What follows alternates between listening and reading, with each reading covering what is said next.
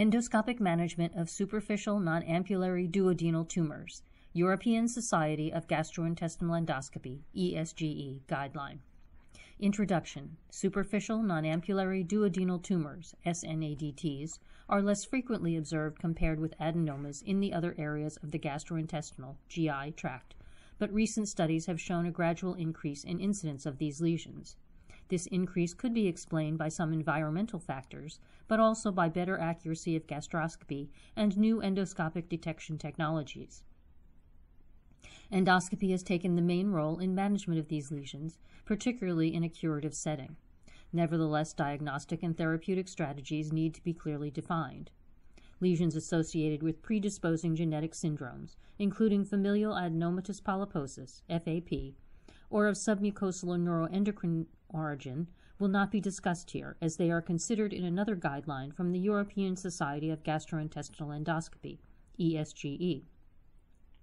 While the indications for endoscopic treatment and follow-up may be different between the sporadic and polyposis-related forms, the statements regarding diagnosis, evaluation, technical modalities of SNADT treatment, and management of complications are similar.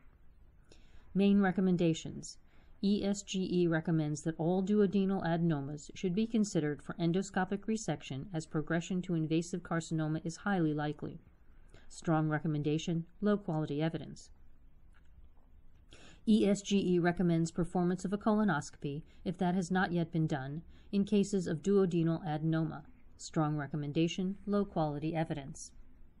ESGE recommends the use of the CAP-assisted method when the location of the minor and/or major papilla and their relationship to a duodenal adenoma is not clearly established during forward-viewing endoscopy.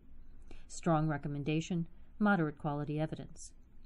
ESGE recommends the routine use of a side-viewing endoscope when a laterally spreading adenoma with extension to the minor and/or major papilla is suspected. Strong recommendation, low-quality evidence. ESGE suggests cold snare polypectomy for small, less than 6 mm in size, non-malignant duodenal adenomas. Weak recommendation, low-quality evidence.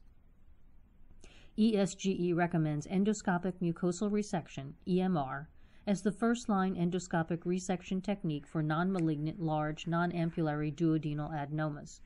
Strong recommendation, moderate quality evidence. ESGE recommends that endoscopic submucosal dissection, ESD, for duodenal adenomas is an effective resection technique only in expert hands. Strong recommendation, low-quality evidence.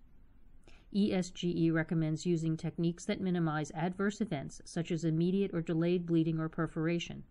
These may include piecemeal resection, defect closure techniques, non-contact hemostasis, and other emerging techniques, and these should be considered on a case-by-case basis. Strong recommendation, low-quality evidence. ESGE recommends endoscopic surveillance 3 months after the index treatment. In cases of no recurrence, a further follow-up endoscopy should be done 1 year later. Thereafter, surveillance intervals should be adapted to the lesion site, en-bloc resection status, and initial histological result. Strong recommendation, low-quality evidence.